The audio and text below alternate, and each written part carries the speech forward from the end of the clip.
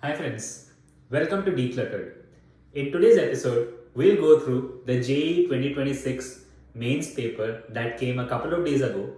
Now, these questions are based out of memory, so they may or may not be 100% accurate. Having said that, do treat these as a practice for you before you go into your JEE attempts that are coming up now or your second attempt. Let's look at the first question in the math section. The question states, what is the largest number of n for which 7 power n divides 101 factorial? Now, this is a very simple formula based question that can be solved using the formula as this. And if you observe, all the terms from here are 0 because 7 cube onwards is greater than 101. 101 by 7, we will get 14 as the greatest integer or the box function, where this denotes the greatest integer function, plus 101 by 49 will give you 2. So the answer is 16, which is option number 2.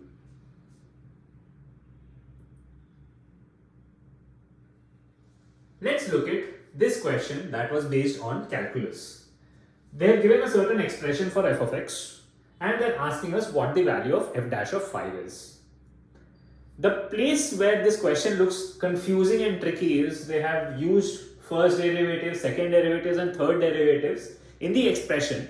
But once a student understands that those are actually constants, and when you differentiate f of x, the constants have nothing to do with it, the question becomes kind of simpler. So let's do f dash of x equal to 3x square plus 2x into f dash of 1, because f dash of 1 is a constant, it's not a function of x, plus 2 into f double dash of 2, and f triple dash of 3 being a constant, when I differentiate it, it becomes 0.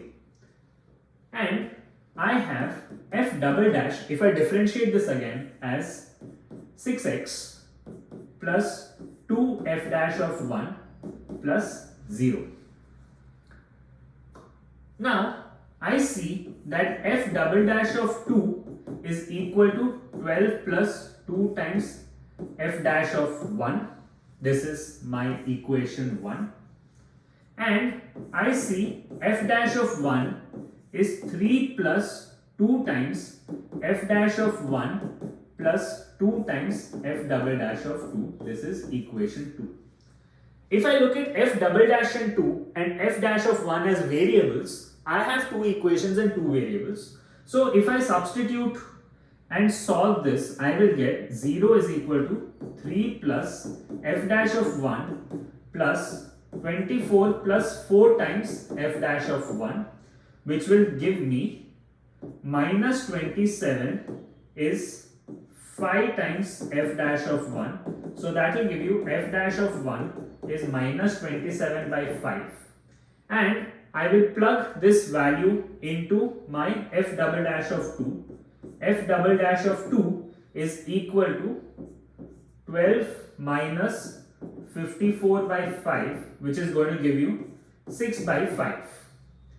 Taking both of these, I have f dash equal to 3x square plus 2x into minus 27 by 5 plus 12 by 5. Now this is an expression in x. They have asked us what f dash of 5 is. So it is equal to 75 minus, the 5 and 5 will cancel, minus 54 plus 12 by 5, which will give you 21 plus 12 by 5.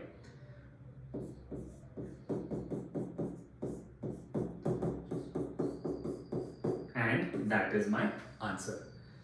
The catch here was to treat these terms as constant terms. So differentiation becomes simpler.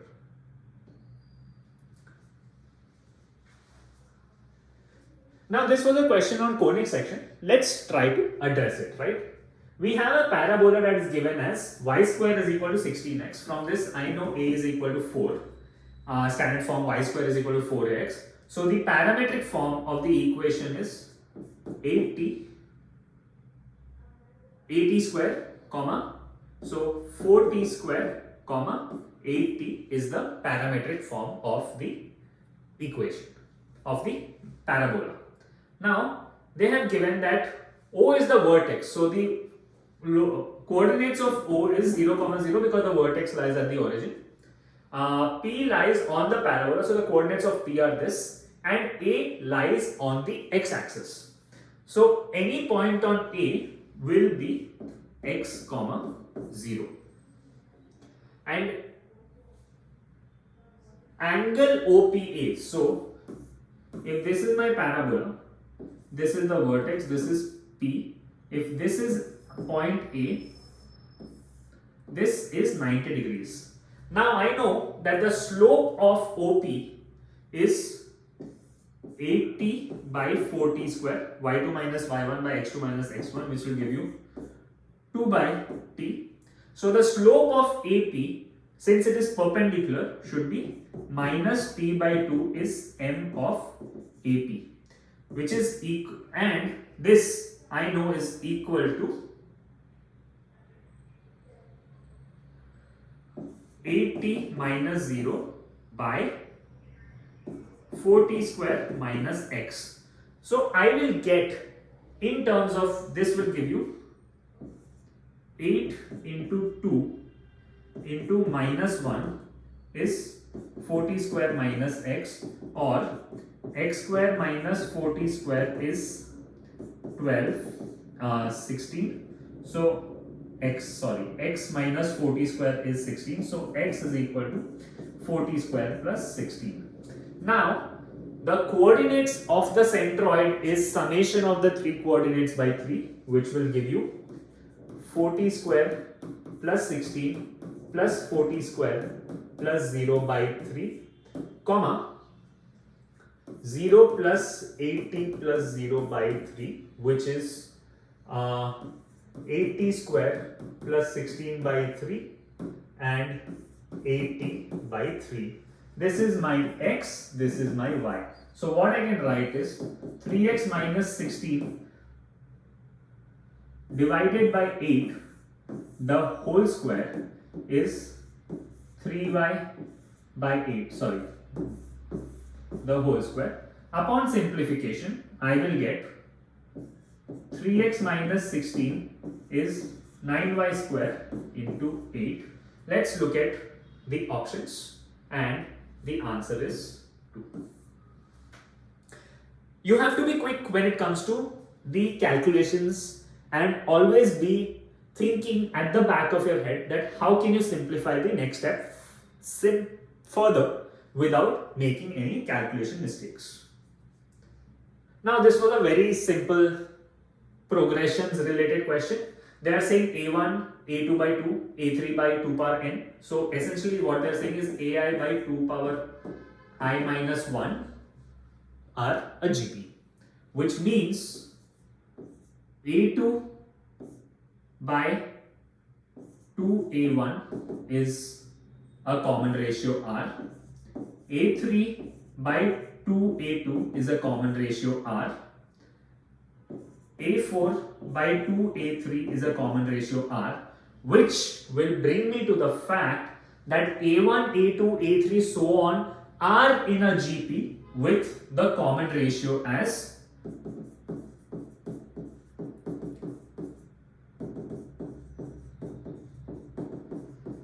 so on. Since R is given as 1 by root 2, the common ratio of A1, A2, A3, which also form a GP, is root 2, is the R for A1, A2, A3, so on.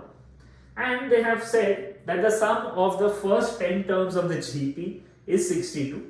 The formula for the sum of an AP is A into R power n minus 1 by R minus 1, which is 62. Is the formula for sum of n terms of a GP, which will give you A into root 2 power 10 minus 1 by root 2 minus 1 is 62. This will give you a into 31 by root 2 minus 1 is 62. That will give you a is equal to 2 into root 2 minus 1, which is option 1.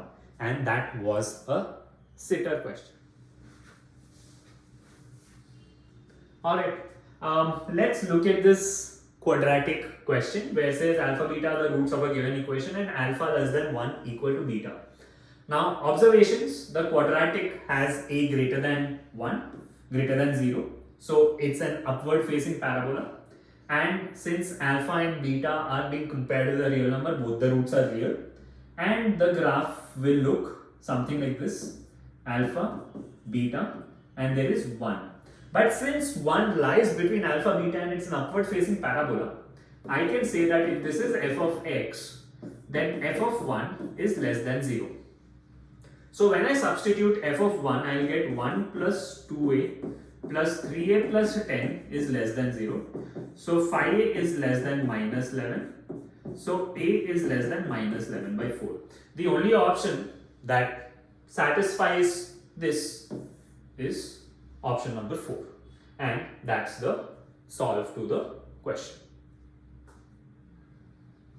We also have to check, since both the roots are real, we also have to check whether discriminant is greater than 0. So which will give you 4a square minus 4 into 3a plus 10 should be greater than 0. So I'll get 4a square minus 12a minus 40 is greater than 0. And if I take a 4 common, a square minus 3a minus 10 should be greater than 0. And the roots, if I look at the discriminator of this, it is positive. So the roots are 3 plus or minus root of 9 plus 40 by 2, which will give you 3 plus or minus 7 by 2, which will give you 5 or minus 2. So a should be less than minus 2 or a should be greater than 5, but 11 by 5 is a less than minus 2.2. So that's my answer. The reason I wanted to check that is whether option 2 or option 4, because option 2 is a subset of option 4. But from the discriminant we get a is less than minus 2, which will help me boil the answer down to option 4. So we've given a matrix A and B and they've given a matrix expression, solve the equation. A power 15 gets you to think that when I do A times A times A, it should be a pattern of n. Let's check that, right? So when I'm doing it 2 times, I'm going to get the first term as 3 square minus 4 minus 12 plus 4, 3 minus 1 minus 4 plus 1, which is 5 minus 8, 2 minus 3. Let's do one more time and see whether we have an arithmetic progression, a geometric progression, a geometric progression and an arithmetic progression. So if I do 3 minus 4, 1 minus 1 and 5 minus 8, 2 and minus 3, what will I get is 3 times 5 is 15, minus 4 times 2 is 8, so 15 minus 8 is 7. So as you observe, these terms are forming an AP. 3 into minus 8 is minus 24, plus 12 will give you minus 12. So that is also forming an AP, not a GP but an AP. And the last, and this term will give you 5 minus 2, which is 3. Another AP, 1, 2, 3, and minus 8 plus 6, which will give you minus 8 plus 3, which will give you minus 5, and we have one more AP. So if I had to write the terms, the first term for this is 3 and the common difference is 2. So it will be 3 1 plus 2n. When n is 1, n is 2, n is 3, it satisfies. Minus 4n, n is 1, n is 2, n is 3, again satisfies. N, and that is going to give you minus 1 plus n minus 1 into minus 2, which is going to give you minus 2n plus 1 when n is 1, minus 1 when n is 2, when n is 3. So the term there is minus 2n plus 1.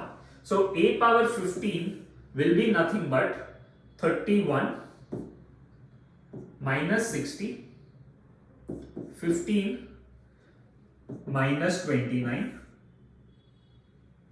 plus b plus minus 29, 49 minus 13, 18. This is going to be equal to 2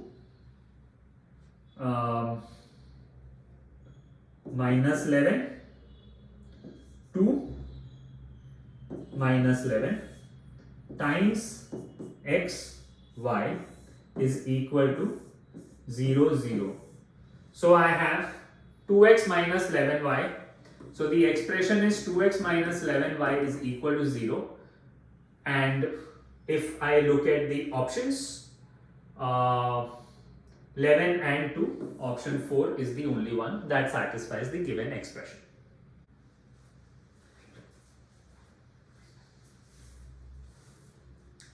Let's look at this interesting JEE problem that came in the recent paper. What they're saying is that we have a line L passing through a given point, making equal positive angles with the positive coordinate axis. That's an important piece of information. And they're saying that the distance of line L from a given point which has a variable is root of 14 by 3. We are supposed to find the possible values of R. If we think about this question a little bit before putting our thoughts to paper, we will realize when they're asking the sum of possible values of R, it is possible we will get something like a quadratic equation, right? Now, that quadratic equation, R needs to be real values. Since none of the options are not defined or cannot be determined, we know that the quadratic we will get will have real roots.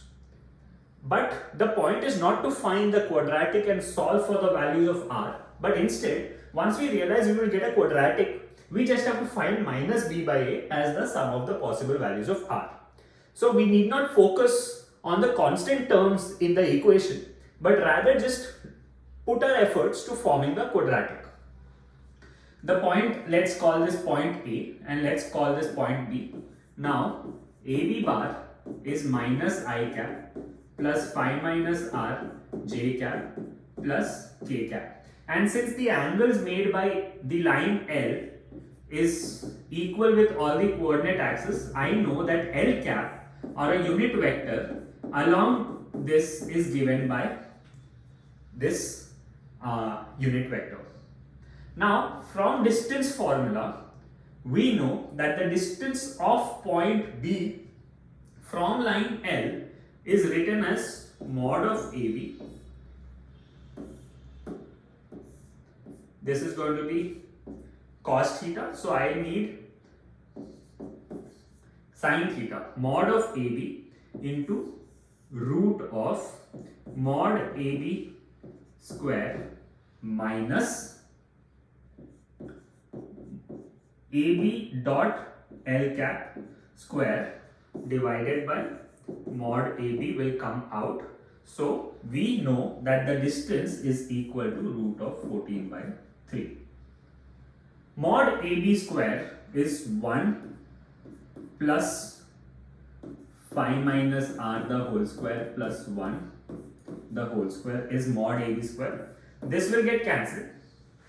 Minus AB dot L cap is minus 1 by root 3 plus phi minus r by root 3 plus 1 by root 3 is AB dot L cap whole square is equal to 14 by 3. I have intrinsically squared both the sides. So what we need to focus on is this term and this term, and we actually don't need to focus on any of the constant terms because they don't contribute to the sum.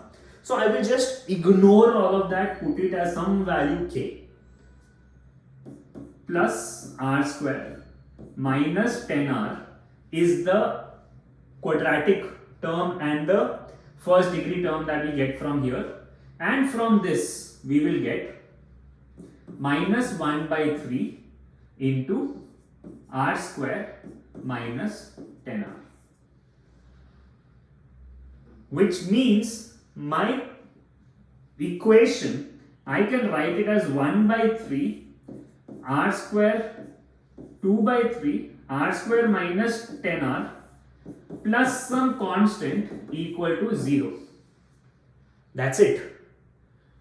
From this, we can say that the sum of the possible values is minus b by a, which is minus of minus 10 by 1, which is 10, and that's the answer.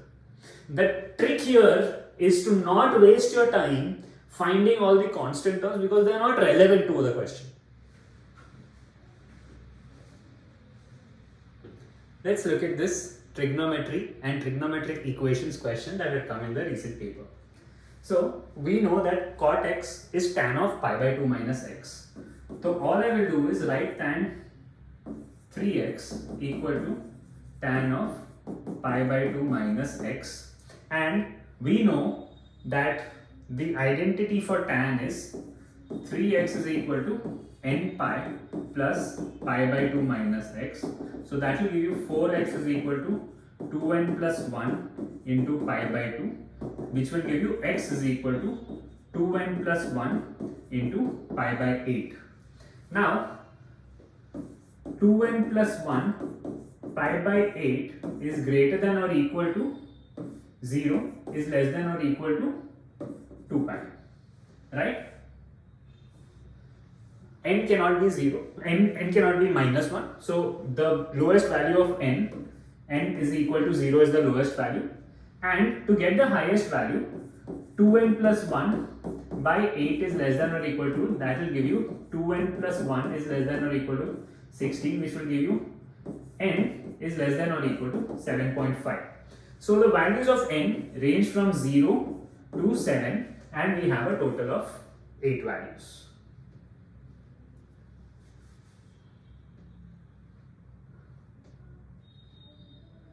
Let's look at another simple question that was there from vectors and 3D geometry. It's given that the distance between these two lines along the direction ratio of 1:1:1 is to be found out. Now let's call this L1 and this L2. So any point on L1 can be written as 2a plus 1 comma a comma 2a minus 1. Any point on L2 can be written as 2b minus b, b plus 1. The direction ratio of the line joining these 2 points can be written as 2a minus 2b plus 1, a plus b, 2a minus b minus 2. My bad. This point is not b plus 1, it is b minus 1, and the last direction ratio is 2a minus b. Now it is given to us that this direction ratio is 1 comma 1 comma 1. So we will get two equations, 2a minus 2b plus 1 is equal to a plus b, and 2a minus 2b plus 1 is equal to 2a minus b, which will give you b is equal to 1 and a is equal to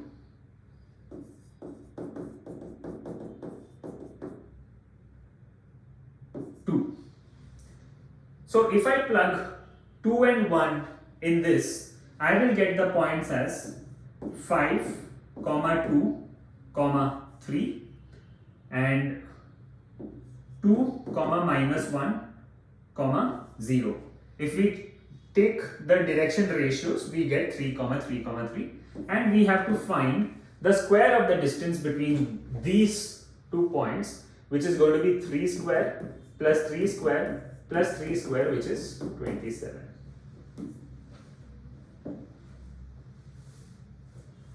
Now let's look at geometric proof towards this question, which was from complex numbers, but actually you can use coordinate geometry or trigonometry to be able to solve this.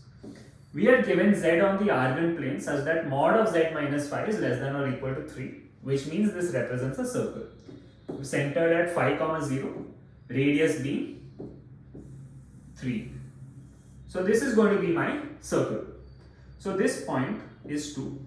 Although that point is not so relevant, we need z0 on this, which has the maximum positive argument. So if z0 was this point, the argument is going to be this. Since it should be the maximum positive argument and z0 lies on this, I can say that z0 is such that the line joining 0 and z0 is tangent to the circle. And we know the property of tangent, radius is perpendicular to the tangent, radius is 3, this distance from the origin is 5. Using Pythagoras theorem, we know mod z0 is 4. So z0 is going to be 4 cos theta plus 4 sin theta I cap, where cos theta is 4 by 5 and sin theta is 3 by 5. So and we have to find 5z0.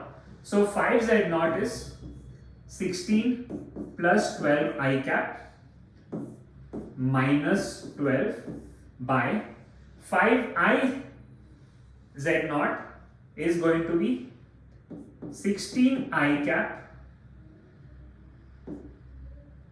minus 12 plus 16. This is what we have to find the mod into 34, which is mod of 4 plus 12i by 4 minus 16i into 34, which is going to be mod of 1 plus 3i by 1 minus 4i into 34, which is going to be the square of this is what we have to find, which is going to be 1 plus 9 by 1 plus 16 into 34, which is going to give you 220.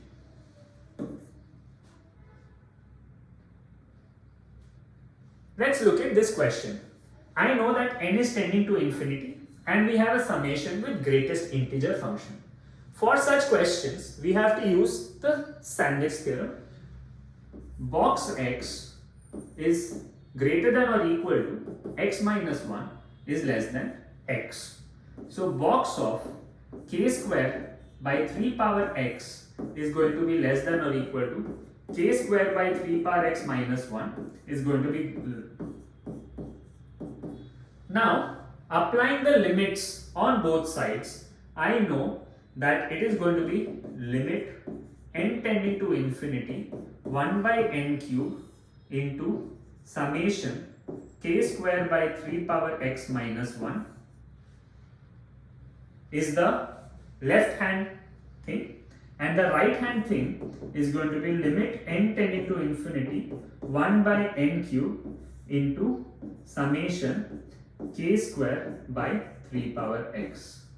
Now k square summation is over n, so the summation of squares is n into n plus 1 into 2n plus 1 by 6, and I have a 1 by n cube limit n tending to infinity. This whole thing by 3 power x, because 3 power x is not impacted by n. I am just solving for this right now. If I take n common from all them, I am going to get n cube by n cube into 1 plus 1 by n into 2 plus 1 by n by 6 into 3 power x, limit n tending to infinity. So this is 0, this is 0, and I have 1 by 3 power x plus 1. Let's try to solve for the other part of the expression. This part is still going to give 1 by 3 power x plus 1 minus n by n cube. The other part, this part, is going to give you minus n by n cube, which is minus 1 by n square, which tends to 0. So the left hand limit is also tending to 1 by 3 power x plus 1. The right hand limit is also tending to 1 by 3 power x plus 1. So from Sandwich theorem, we know f of x is 1 by 3 power x plus 1. We need the summation of this as j varies from 1 to infinity. So at 1, the term is 1 by 3 square plus 1 by 3 cube plus so on up to infinity, which is an infinite GP.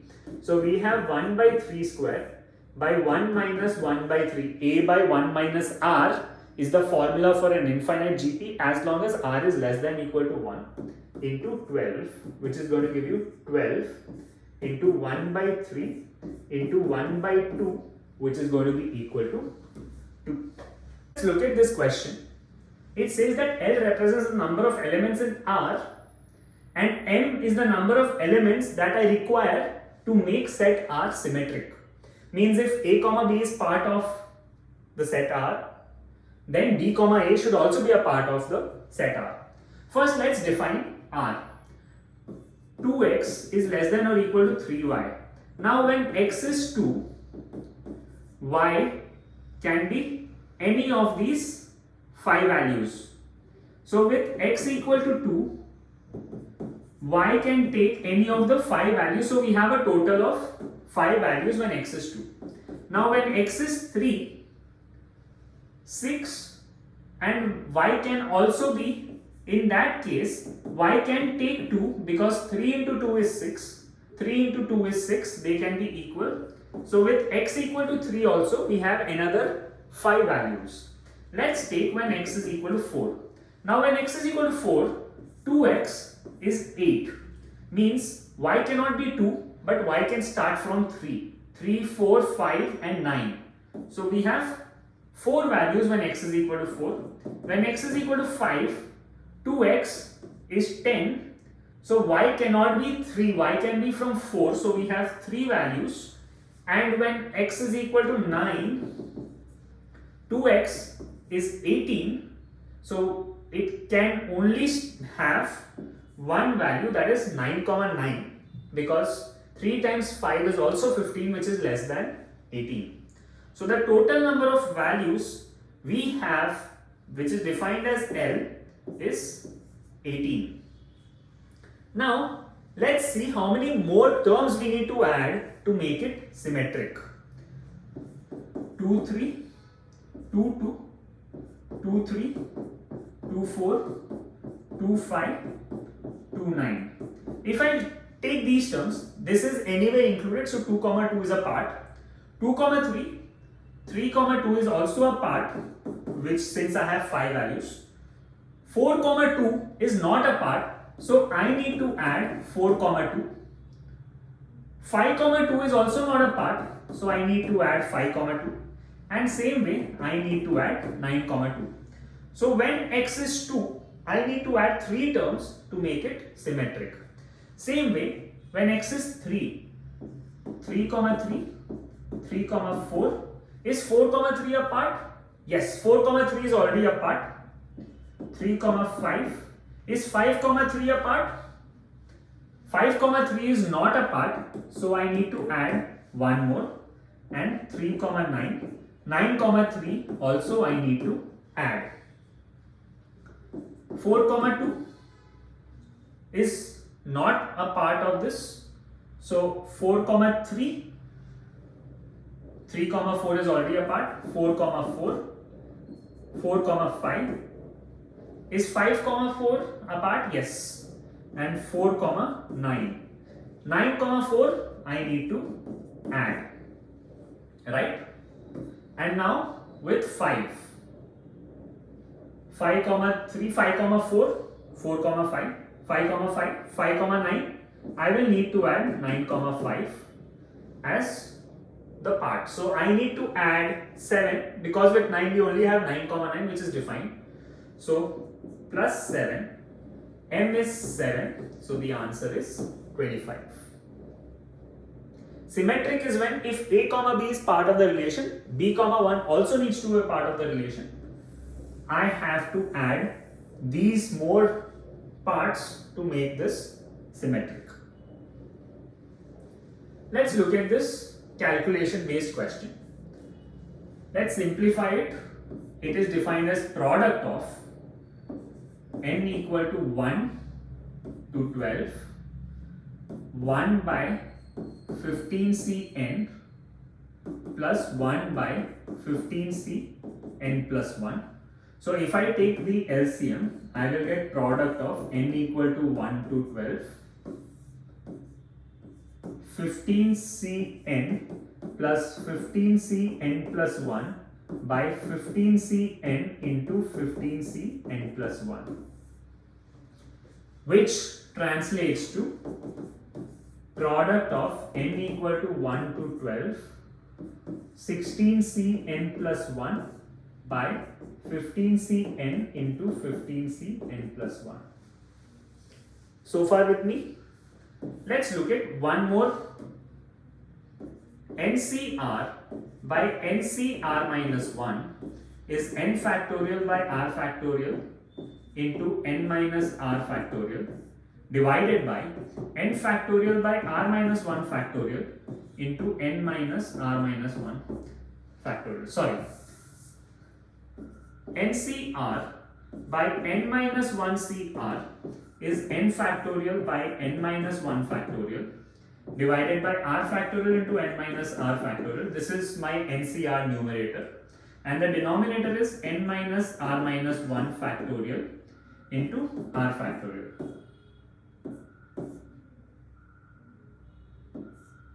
which is equal to n by n minus r. The reason I use this is because if I write that as a product, I have 16c2 into 16c3 into 16c4 so on. Sorry, this is from n equal to 0, so n equal to 0. So I have 16c1 so on up to 16c13 is my numerator divided by 15c0 into 15c1 into 15c2 so on up to 15c13, but n plus 1 from 1 to 12 is going to give me these terms double. So when I use n equal to 1, I am going to get 15c1 into 15c2. When I use n equal to 0, I am going to get 15c0 into 15c1. So these terms till 15c12 are going to be squared. And the reason that is important is because one of these squares along with 16c1, I am going to use this formula. So I will get 16 power 13, because 16c1 by 15c1 is 16 by 15 minus 1, which is 1. 16c2 by 15c2 is 16 by 16 minus 1, which is 15, sorry. 16, 14, so on, 3.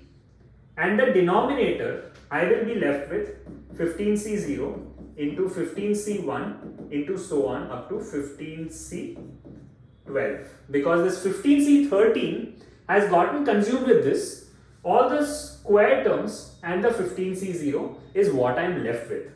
But what I am going to do next is going to apply 15c0. 14c0 is 15 by 15 minus 0. 15c1 by 14c1 is 15 by 15 minus 1, which is 14. I am going to do this again because while I have the denominator as 15c0, 15c1, the question is 14c0, 14c1. So what this will then translate to, 16 power 13 will remain in the numerator, 15 factorial by 2 factorial into 14c0 into 14c1 into so on up to 14C12 into 15 power 12 by 14 factorial divided by 2 factorial is what I'm going to get when I do the same formula with the denominator.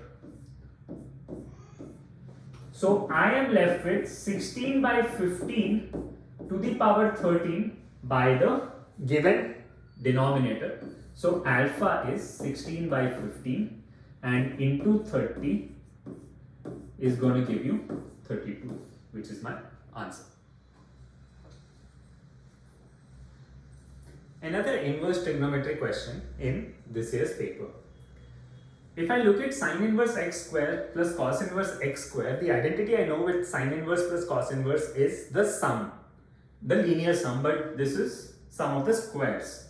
So using a square plus b square minus 2ab is equal to a plus b whole square, I can simplify this and write it as sine inverse x plus cos inverse x the whole square minus 2 sine inverse x cos inverse x, which I will further write it as pi square by 4 minus 2 sine inverse x into pi by 2 minus sine inverse x, because cos inverse is pi by 2 minus sine inverse, which is equal to pi square by 4 plus 2. I am taking the minus and sine inverse into the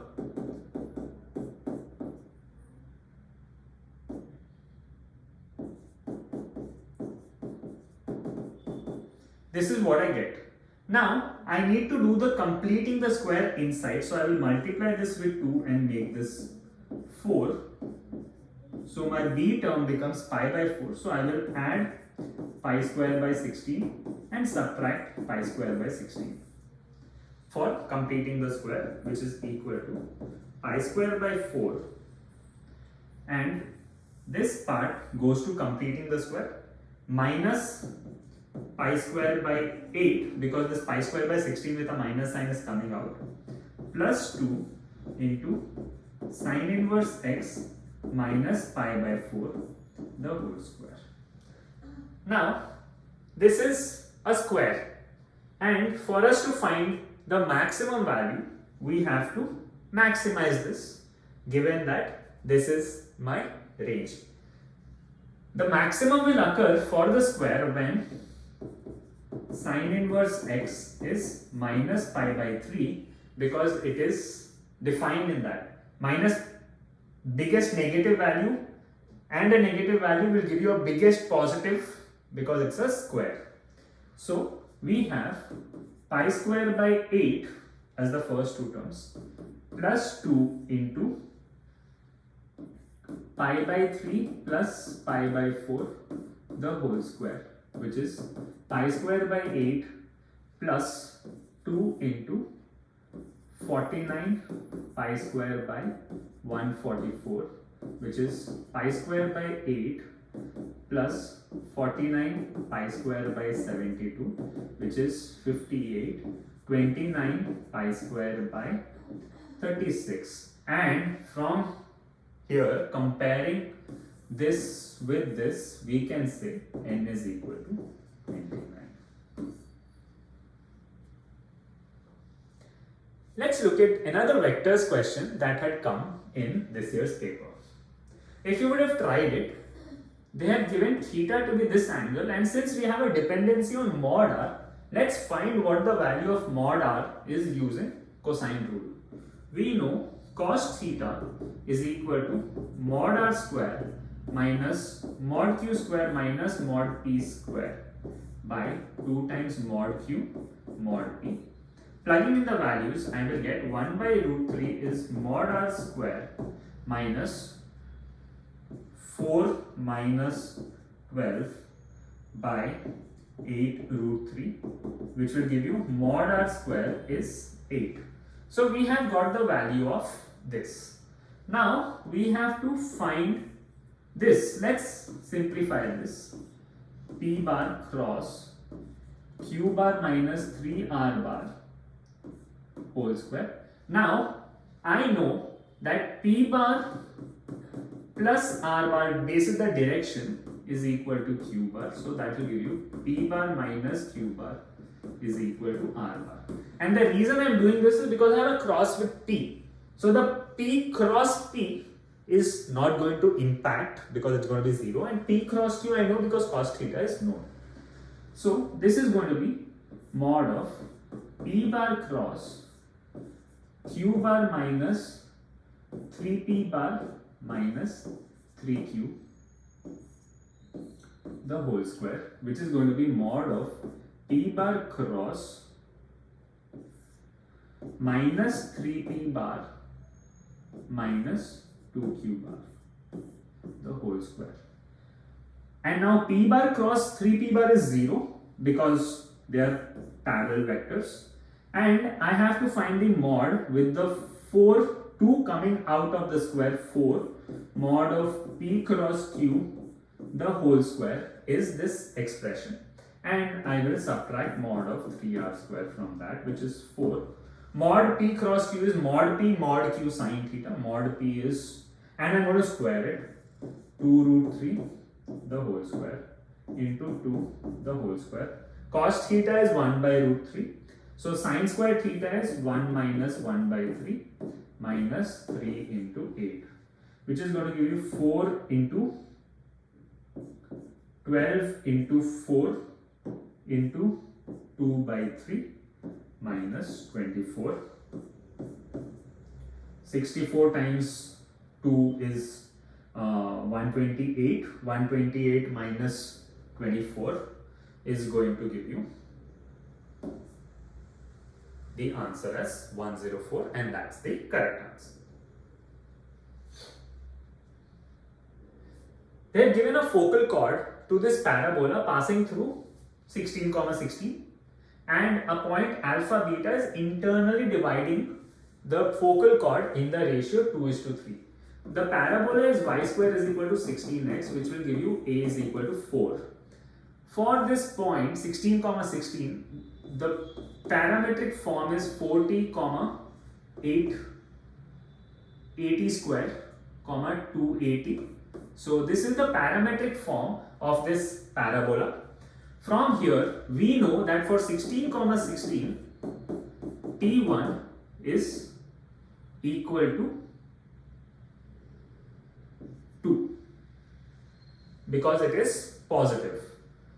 And we know the property of focal chord t1, t2 is minus 1. So the other point of the focal chord will have t2 equal to minus 1 by 2. So the other focal chord will be 1, minus 16 is the other point. Let me call this as point Q and this is point P. Sorry, minus half into 8 is minus 4.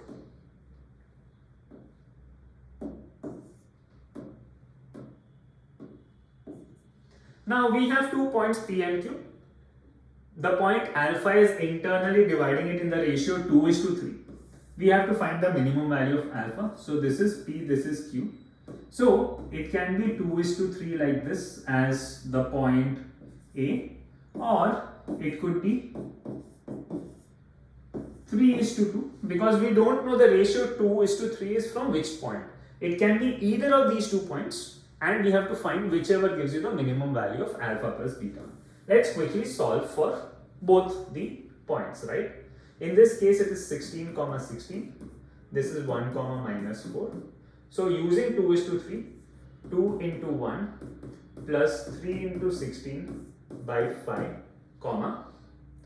2 into minus 4 plus 3 into 16 by 5, which is going to give you 16 3s are 48 plus 2 50, 10, 8. This is case number 1. Let's call this A1.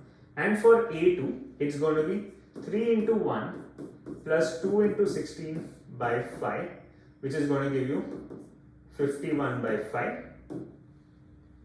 And 3 into minus 4 plus 2 into 16 by 5. 2 into 16 is, my bad, this is not 51 by 15. 32, 35, so this is 7. 32 minus 1220, 7 comma 4 is A2. So the minimum value of alpha plus beta is 11, which happens in the case of A2, and that's the solution to this. The other answer was 18, but that's not even an option. It would have been ideal, good to see if 18 was an option, and if students only found that value, they would have gotten this question wrong.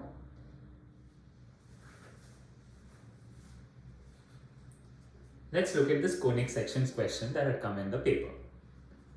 A tangent is given to an ellipse, and they're asking that if the tangent touches the ellipse at a point P, what's the focal distance of P is the question. So let's first understand the basics. This is the directrix.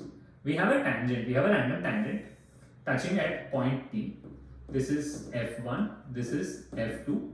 We are supposed to find either of PF1 or PF2 based on the options given.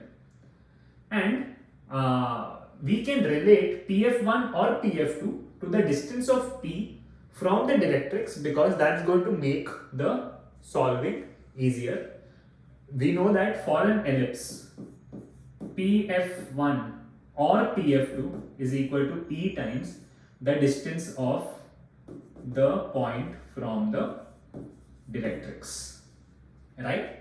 Now, the given ellipse, A square is 1 by 3 and B square is 1 by 4.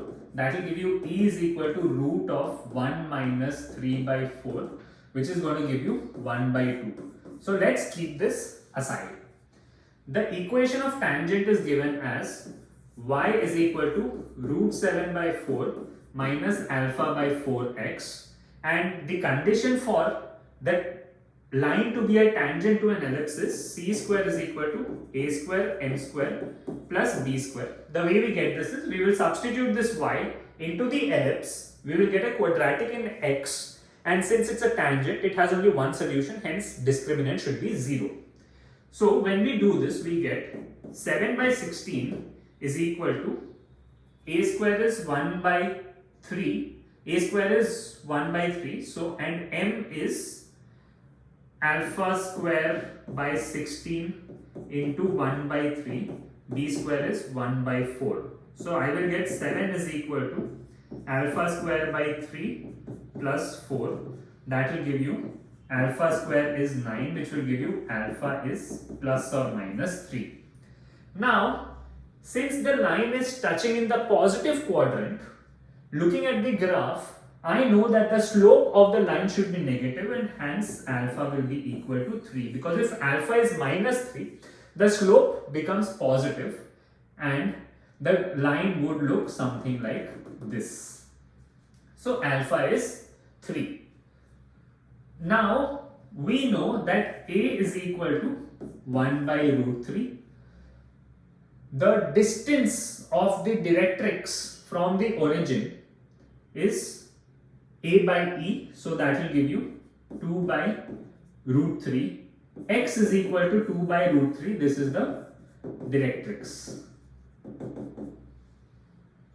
The other thing that we need to look is the equation of tangent. We know that the equation of tangent is S1 is 0. So that will give you the equation of tangent. If I substitute S1, I will get 3x into x1 plus 4y into y1 is equal to 1. And if I compare this with the equation of the line, I will get 3x1 by alpha is equal to 4y1 by 4 is equal to 1 by root 7. So that will give you x1 is 1 by root 7 and y1 is 1 by root 7. So the point where this line is a tangent to the ellipse is 1 by root 7 comma 1 by root 7. The perpendicular distance of the point from the line is 2 by root 3 minus 1 by root 7 into E is 1 by 2, which is going to give you 1 by root 3 minus 1 by 2 root 7. But since none of the options are matching, let's take the other directrix, and now in this case the distance of P from the directrix would become 2 by root 3 plus 1 by root 7, because now I have moved the directrix to the negative side, into 1 by 2, which is going to give you 1 by root 3 plus 1 by 2 root 7, and this is the distance of the point from the other focus, and hence answer is 4. Let's look at this stats question that had come in the paper. We know the relation sigma square, where sigma is the standard deviation, so variance square is equal to summation xi square into f of xi minus mu square, which will give you sigma square plus mu square, which is given as 2 is summation xi square into f of xi. Now in this case f of xi is nothing but p of xi.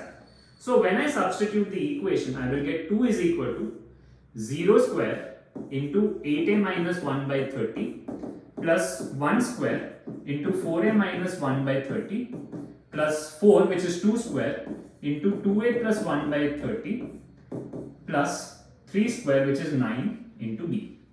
Now upon simplification, I will get 60 is equal to 4a minus 1 plus 8a plus 4 plus 270b, and the entire thing can be simplified. If I divide with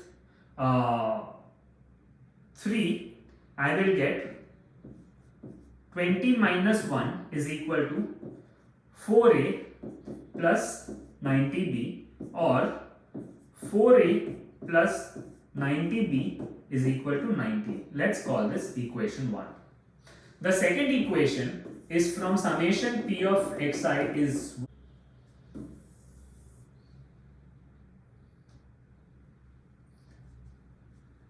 now when I do summation of p of xi, 8 plus 4 plus 2, 14a minus 1 plus 1 minus 1 by 30 plus b is equal to 1, which will simplify to 14a plus 30b is equal to 31.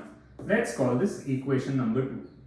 Now if I do 3 into 2 minus equation 1, because 30 into 3 is 90 and we have a 90 here, so 14 into 3 is going to give you 42 minus 4 times a is 93 minus 19. So that will give you a is equal to 74 by 38, which is going to give you 37 by 19. And now if I plug this value into equation number 2, I have 14 into 37